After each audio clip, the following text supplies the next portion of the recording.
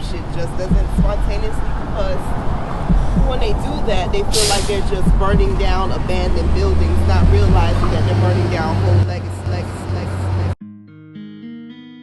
The history of Atlanta is vanishing all around us.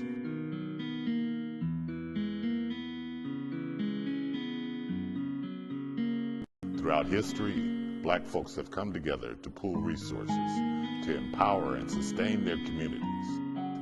Our Black Wall Streets, our places of worship, and our HBCUs came from the collective work of black communities. Show the black people how to pool our wealth and set up something of our own.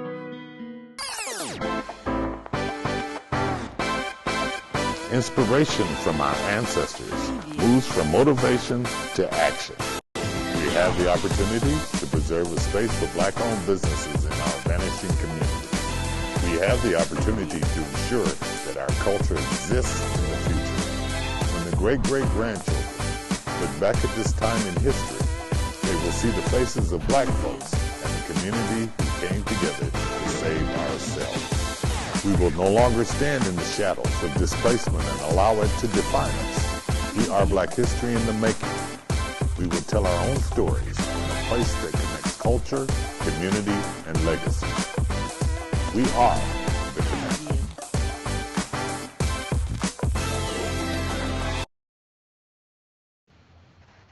What's up, family? Thank you guys so much for joining in our second episode of Hustle and Grow ATL. Welcome to our digital space. I am Kiyomi Rollins, a community cooperative collaborator. I wear a lot of hats, but tonight I am wearing the hat as the co-founder of Ujamaa Fest. Ujamaa Fest is our 10th year celebration of bringing Black excellence, financial literacy, and economic empowerment. Please make sure that you have subscribed to our newsletter and our website, which is ujamaafest.com, to stay up to date with all the events, all the things that we have that are happening. One of our most major big things, in addition to our 10th year celebration, is that this year we will be launching the Connect. The Connect is a cooperative mixed-use space where we will house up to about 10 Black-owned businesses. In these unprecedented times, the Connect is a necessity now more than ever. We will be bringing curbside at the Connect, which is our farmers market and our food truck park situation. Please make sure that you can tag any food truck operators and also any local farmers that you know. We are also working really hard to convert our 2,000 square feet space, which was a former garage built in 1954, into a space which will house Black excellence. We have a capital campaign going on. We would love your support. Please head over to the Connect where you could actually make a contribution and learn more about our efforts. Right, we're going to jump right into our show tonight. I am so excited to have two amazing Black women from the community on this space. Tonight, we're going to be talking about and sharing resources for your business. If you are a startup, like what is it like to start a business in the middle of a pandemic? Also, we have Elizabeth Wilson, who will be sharing some small business financial resources. She is the executive director of the Georgia Micro Enterprise Network. And we have Ann Hill Bond, who is a community relations expert and is the CEO of The Table. Top of the show, we're going to start off right with Miss Ann Hill Bond. Ann, are you there? I am. Hi. No, she's not. I'm not sure if we see you. We hear your voice. I don't know. Well, I'm gonna keep talking while we try and get you back on. But Ann Hill, community relations expert, community activist, and also CEO of The Table. So Ann, as many of you all know, you all see her out here in these streets. She is a writer, she is an author, represents Atlanta Voice with really great critical, time-sensitive articles. While we're waiting for to get Ann on, Ann, is it okay? And Elizabeth, if we just Ann is back. Ann, are you back? I think we see you. Can we see you now, Ann? Mark, can we Yes, see Ann? Okay, yes. great. So, Ann, we're going to jump right into your conversation. We're going to do a few little icebreakers first. And Ann, a little known fact about Ann is one of her favorite pastimes is actually doing laundry. That's one of Ann's favorite pastimes. So, you know, on Hustle and Grow, we ask everyone what their favorite, some icebreakers, what are their little known fact. We also ask, what is their most blackest black moment? And Ann, what is your most blackest black moment? I think my most blackest black moment is exciting and going through with becoming a mom. I think that is an everyday black moment occurrence every moment. So for 16 years, I've had blackity black moments with my children. So that has to be hands down the most black experience I have, because I find myself being my mother, my grandmother, my aunt, my sister, and all of the above. So that is my most blackity black moment for the rest of my life. And now can you also share with us, what is the thing that you feel will get your black card revoked? Oh, not knowing the lines to any black movie. Like, that's the biggest thing. If you don't know the lines to black movies, I think that is just a sin. And then at Easter, I think that every black person should know the famous verse, Jesus wept. And that's it. Those are my two. I love it. I love it. Now, tell us a little bit more about the table. What is the table ATL? The table is it is my baby. It is a bookstore, retail store, and it also is a space where you can come and get international smalls, or what we call small. So you can pair them. You'll be able to have pairings. You'll be able to buy things separately, but it's a full experience around really multi-literary. It's a multi-literary experience, being that we read, right? We read everything. We are writers, I think, by nature, and we as in people, black people, we as in black people, we're writers, storytellers. So I think that having books available, but then we tell stories through music and we tell stories through art. So to not to have one without the other, I feel would be a disservice. So the table is exactly that. It is a space where you will experience music, books, as well as international art. Small international art that we call small, and Cicely Grant said, "And please come to my house. I have laundry to do." Ann, Cicely was in the comments, and she said that in your free time there is some laundry at her crib, so feel free to pass through.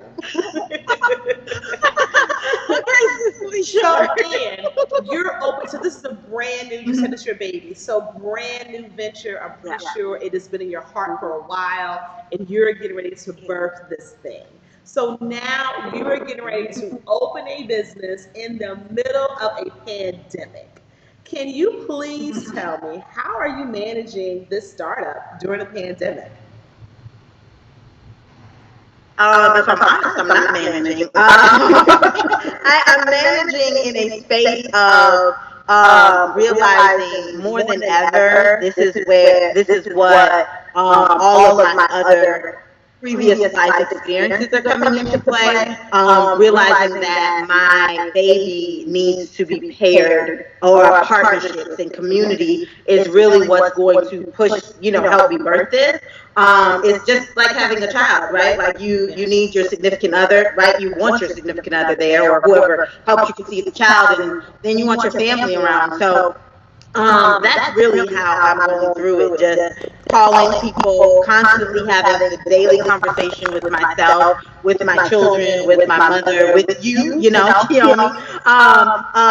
why, keeping that in front of me, and then how is it possible? And I think that's just the biggest thing. Toni Morrison has a quote that says, sometimes why is difficult, so we must find refuge in how. And so finding refuge in how to get it done every day, just little by little, has been a lifesaver. From your book, I took, just do stuff for 15 minutes.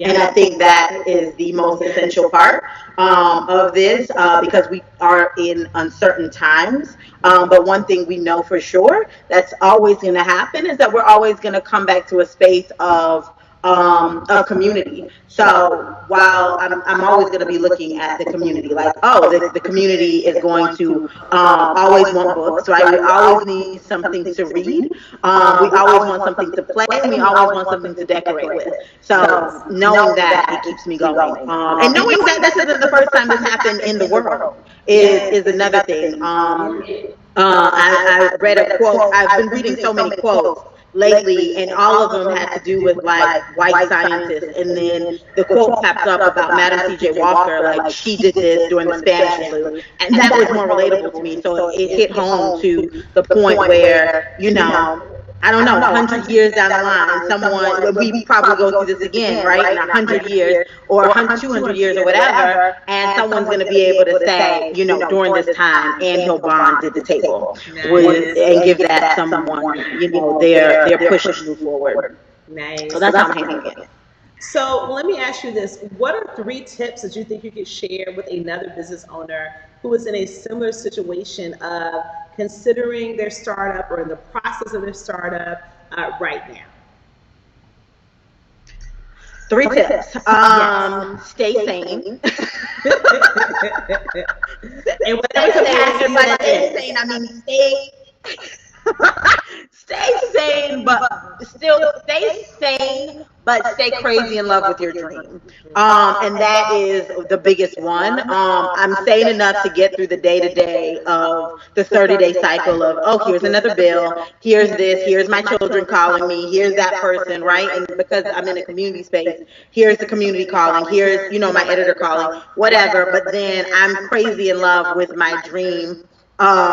And that is the good part of that insanity, doing something over and over, expecting different results. So, or whatever the saying is, the meaning is. But staying in love with your dream, staying crazy in love with it to the point where sometimes you have to question yourself. Like, is this really what we're doing?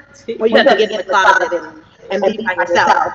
The second tip will be get people around you that is just as crazy about the dream as you. I have spent many years with people that were in love with my dreams, loved everything that I was doing, but they weren't crazy enough with me to say, okay, just jump or just do this. And if it failed or if it doesn't work out, then we should learn something from it. So now I feel like I'm at that place where I have people around me. Yeah. Thank you, girl. I appreciate it. I'll push you. Getting in your tribe, in council, getting your people around you. That is something that is always said, but I think social media kind of pulls us away from that. And that leads me to my third thing. Stay off of social media sometimes and just really, like I said before, get into your closet, get into your own world, and fall. It's almost like you have to date your dream.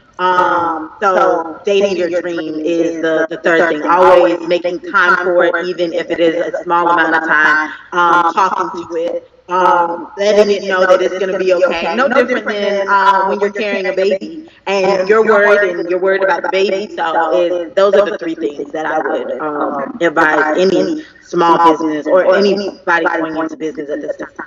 And I think all of those are just so critical and key right now while we're experiencing, the impact of COVID-19.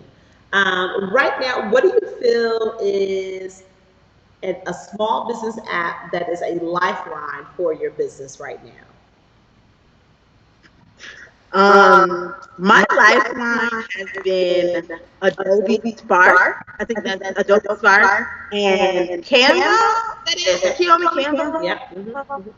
Canva. Those are my 2 lifelines. Because I am I am so used to human contact and talking and touching and everything we're not supposed to be doing right now. Now I have to transition to digital and social media. And those have been my two lifelines. I think I over process it, but then I go back and I'm able to change, fix, and promote my different things. So those are the two. And you get to have fun with it. You get to change colors, and it becomes then something of joy, and not something that is like numbers or writing. Your plans is something that I want to promote this today. How do I want to look? What feel do I want to have? What do I want to say? How do I whatever? So I think those are the two that have been my lifeline during this time. Okay. Can you share a little bit? Your business is called The Table ATL. You have a pretty dope tagline. Can you share your full business name, tagline, and how it came to be? Yes. So it is called Table, but on Instagram it's table_ATL, the table at Atlanta. But it is a table, and then it's the table serving ambition and audacity. Funny enough, I have it written on all of my mirrors in my house, so I can keep it keep the vision very clear. How it came to be is I'm in love with Southern hospitality. I'm in love with, Caribbean hospitality and African hospitality. And so when you go to any table in any one of those homes or a combination of those homes, you are served a level of ambition that you can do whatever you want. You can be whatever you want. You can go wherever you want. And then you, especially if you're in Caribbean, you have this underlying tone of like, whatever, like whatever, I can do whatever I want. And a lot of people in my life have said, that you have this, like, the audacity of them to think that, or to dream that, or to want to do it. And so when it came time to talk about the table and what it is, that's what it is. When you sit at any table, whether it's your dining room table, a business table, a boardroom, your table at school, it is your time to dream,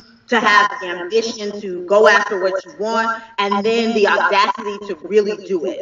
Not just dream it and like, okay, I'm going to do it, but like, I'm going to do it, and I'm going to do it with this level of excellence and this level of charisma and pride that is reflective of our grandmothers and our great-grandmothers and our great-great-grandmothers. Because if you ever look at, them, and how they serve people, they always did it with a level of integrity. And at that time, you like, who do you think you are, really? As a Black person, to even dream that dream and then have to risk it all to obtain it. So that's what it came from. It came from being at many tables and having the ambition to get there, and then the audacity to bring my dreams to fruition.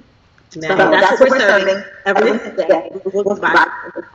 I love it. I love it. So before we wrap up with Ann, I just want to make sure that you guys, right before we end this episode, run over to make sure that you are following her on Instagram. It is at thetable_ATL. There she will be delivering all of the updates about the table, dropping great book lists, playlists, probably some pre-orders and things will be happening there. But if you want to be able to follow her journey or her path of opening up, having the audacity to open up a bookstore in a literary desert, right, in a book desert, you'll have the opportunity to follow her journey on Instagram and on her website. So Annie, thank you so much. We are going to head over to Miss Elizabeth in a few seconds. But right before we head over to Elizabeth, we'll just have a short commercial pause. What if? Thank you. Bye. What if? What if? What if? What if? What if? What if? What if? The Connect. The Connect. The Connect is an intentional and equitable space that will allow Black-owned businesses to thrive and sustain themselves in a cooperative space that fosters business, success, and growth.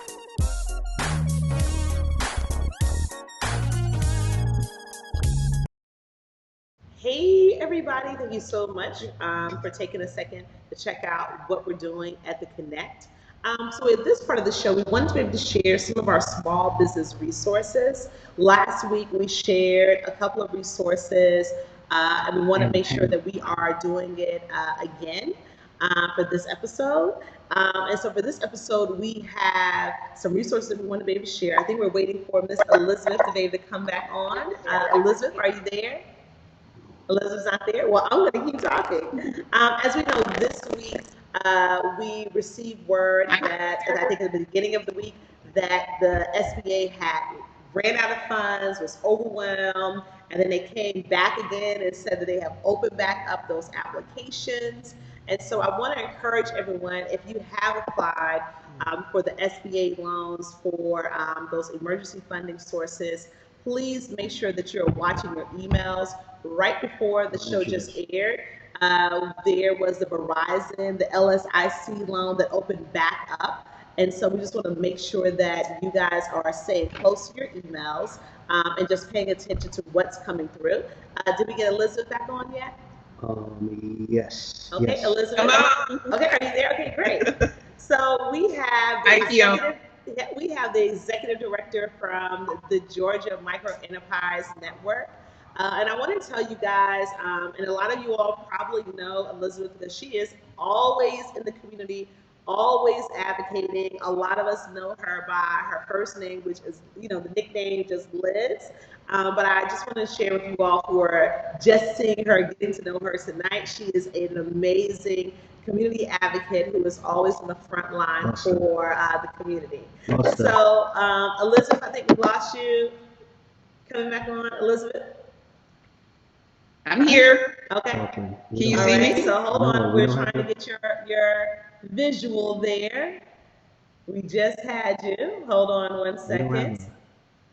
So, but while we are trying to pull you back up on to the screen, I wanted to just share just a little bit about Georgia Micro Enterprise and to share, a few things about, Elizabeth there. One of the great things that I enjoy about working with Elizabeth is that she is always having Black-owned businesses, legacy business owners, in the first part of her conversation when there's some advocating that is happening. Are you there, Elizabeth? Can we see you now, Elizabeth? Yes. Okay, great. I'm here. So we're gonna do a few of our little icebreakers before we jump right into Elizabeth's interview. And one little known fact about Elizabeth is that she is very directionally challenged. And I think that is a sentiment that we all could share without the GPS. And then right after that, Elizabeth, can you share one fact that you think may get your Black card revoked? Kelmy, I don't even like to admit it, but I love British humor. I am just stuck, and that's something that nobody really gets about me, but I absolutely love British humor, Monty Python, and all things British. So I just don't talk about me, but that's just a little side thing, okay? No, I can see that. There are a couple of British shows that I have enjoyed on Netflix and from the BBC. So I could definitely feel you on that one. And then also, can you just share, Elizabeth, what is your most Blackiest Black moment? I have to admit it, Kiyomi, I think I didn't have anything to do with it, but I had my parents moved to St. Louis from Detroit when I was a baby, and they couldn't find any housing, so we ended up living in the projects. Yes. And none of my siblings had to do just eat. So I think it branded me as the Blackest Black member of the family because I had to kind of have my first months of life growing up in the projects in St. Louis, Missouri. Yes. And they were the worst projects in the entire country. So just wanted to put that out there. That's about as Black as I can get. So Elizabeth, during these unprecedented times, globally we're in a crisis mode. And I wanted to bring you on, like I said, for everyone that is just tuning in. Elizabeth is just one of those great people that is just always out there advocating for small businesses, for the mom and pops. So I wanted to bring her on because she has been on the front lines from the very beginning, just like last week, how we had Cicely sharing resources, having conversations, trying to structure things that really benefit, the small mom and pop, business owners. Elizabeth, can you just share a little bit about Georgia Micro Enterprise Network, and what does Georgia Micro Enterprise Network do? Sure. We're a 20-year-old statewide association for small and micro businesses around the state of Georgia. We've been here doing this work for this length of time because it's been needed to create networks to support businesses, to bring capital to small businesses, to bring accessible training and appropriate and culturally appropriate training to particularly African American owned businesses, and to try to help small businesses to grow and to scale, so that when these types of things occur, they have the capacity to withstand and to be able to open up. We're seeing that was one of the main things that we were trying to do before the pandemic hit, to really start to undergird small businesses, particularly in the West Side, where gentrification was coming in, where people were losing their businesses for no other reason than people were buying properties from around them. But with that thought in mind, when the pandemic hit, it really made us say go to take that to the next level, to really try to undergird as many small businesses as possible, so that they could come out of this pandemic even stronger. And now, so Elizabeth, I know there have been a lot of reports about lenders overlooking applications, from like Black and brown businesses, and then there's this overwhelming backlog of applications. What advice can you offer to a small business owner who's feeling overwhelmed right now with the small business financing options? I'll offer a couple of bits of advice. First, don't get weary in this process, because it is a process. And a lot of businesses around the country, from small to medium to corporate, are going through the same process. So don't get weary in the process. Go through the process. A lot of people got disappointed when the government said they ran out of money, so they just stopped. But those who completed at least that first process are now ahead of the game. So it's staying in the process, even when getting declined by one bank. There are a lot of banks out here, so find another one. If the financial institution that you are connected with is not available, there are community development financial institutions, credit unions, and now online lenders who are accepting applications. So don't be disappointed with one decline. Don't be disappointed that they're asking for additional information. The goal is to get to the resources and to stay encouraged, find a network of people who are also going through the same process, so you don't feel so alone and by yourself. Now, as more funding is being made available, can you share some of those financial resources? Can you just share some of those financial resources that you feel should be at the top of a small business person's list that maybe they are not aware of, or they need to kind of circle back around to? Yeah, definitely start at the federal level. This is the federal funds, or funds that we've all paid into with our taxes. So businesses should be comfortable going to the federal government and saying, those funds that are set aside for small business are meant for me. So don't feel like this is some funds that you don't or not qualified for, because you are. Even if your business is smaller than small, you are qualified. Even if you're a gig worker, quote unquote, hustle, don't have W-2, there are still funds set aside in this particular stimulus package for you. And this is the first time that this has occurred. So that's a good thing. Also, I think people should be creating their pandemic business plan.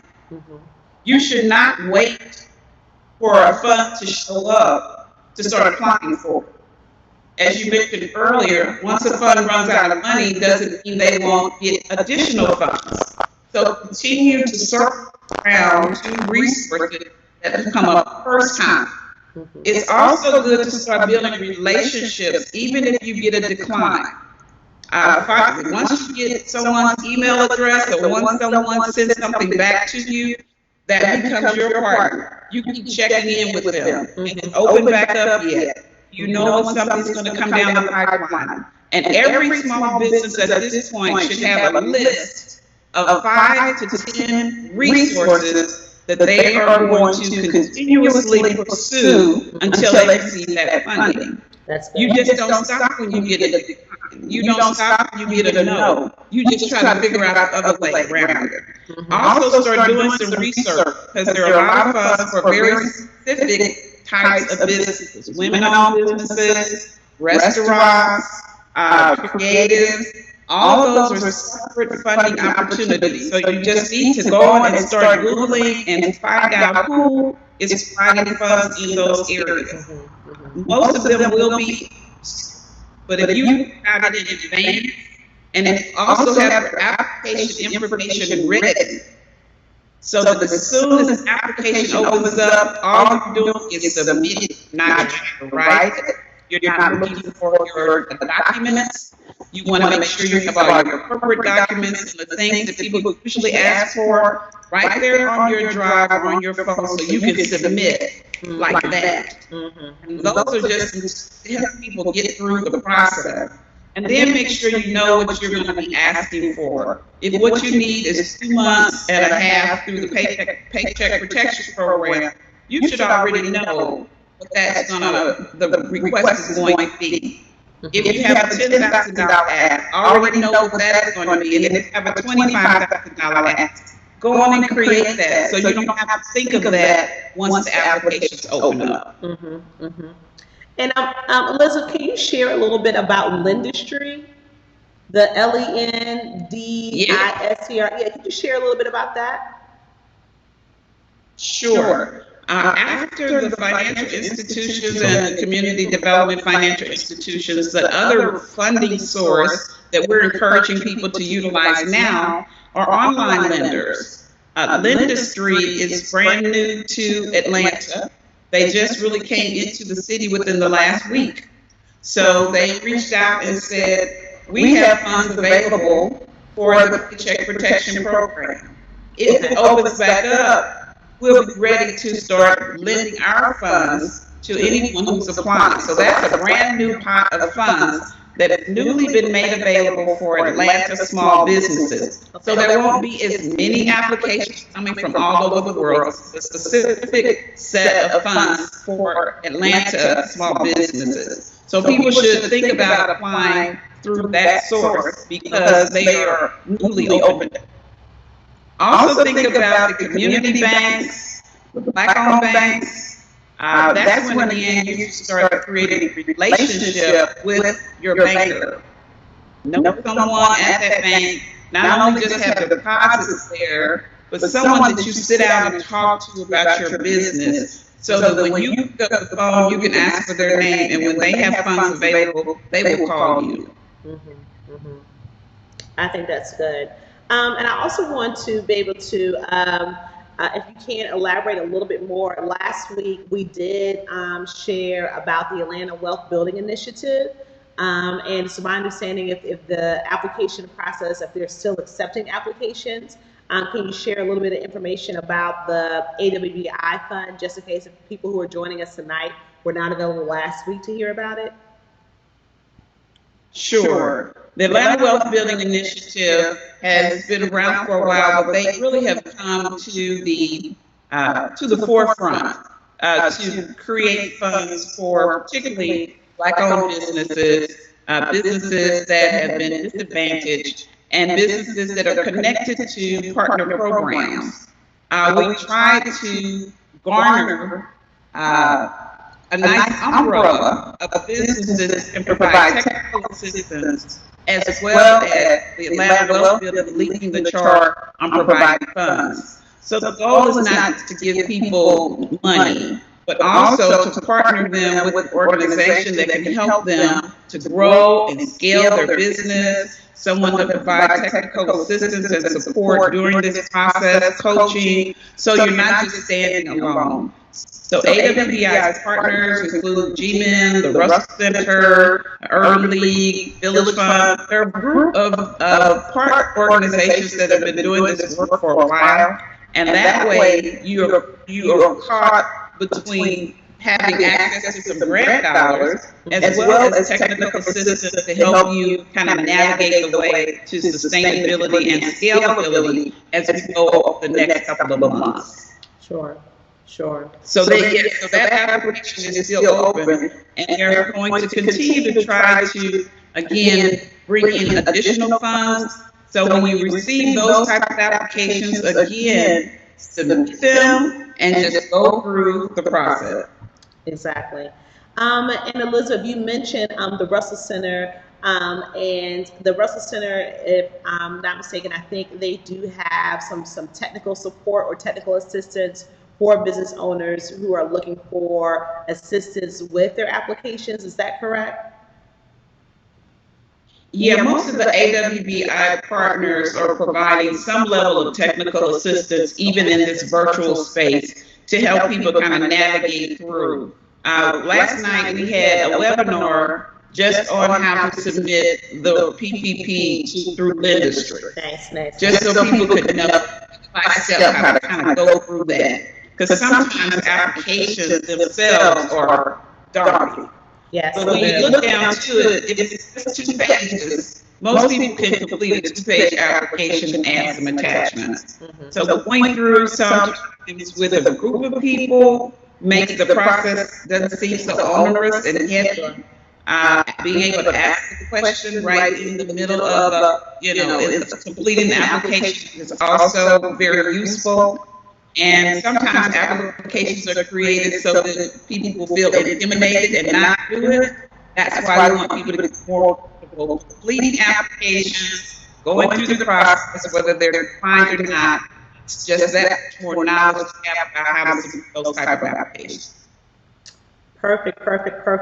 Now, before we head out, one thing that you have addressed, and which is kind of like a common denominator with completing these applications, is this digital piece. We do know in our community that there is, that digital divide that exists in Black communities, but even more so for Black-owned businesses. And I was really excited about the recent initiative that you did with GoDaddy that really kind of helped join or break up that divide, that digital divide. Right before we go, can you just share a little bit of information about your initiative with GoDaddy for small business owners? Sure, and we thank you, Keone, and the Connect for being one of these sites that allow us to bring the initiative right to the community. Because of that, we become kind of like twisted and painted GoDaddy. They wanted to work for businesses, so at first we only had 50 spots for small business. Now they say, you tell us who send them through, and they can have access to those products. Thanks. Everybody needs to have a digital presence now. Yes. Everybody needs to be able to have an e-commerce site. Everybody needs to have a website. There needs to be some way for people to be able to find you through search engine optimization. You need to know how to do promotions now more than ever before. Sure. So we've garnered these partnerships, not only with GoDaddy, but we're bringing in other IT type partners and other national partners to help cut down that digital divide, so this is not an issue for our businesses moving forward. Sure. And we'll be announcing, it's to be called the Main Street Rise Initiative. You'll hear more about that over the next week or so. And of course, the Connect will be one of the first places that we come to help to share that information with others. Appreciate it. So thank you so much, Elizabeth, for again showing up, being present even before the pandemic, during the pandemic, and even after. We appreciate you as one of those most amazing community partners. I know your days start out very early. You are not only involved actively on behalf of the community, but for your church and for your family as well. And it's and from what I have heard your stories. You're one of the best magical Black aunties out there for your little ones. And so I just appreciate you just taking this time just to be able to share this information. And whatever you send over, we'll make sure.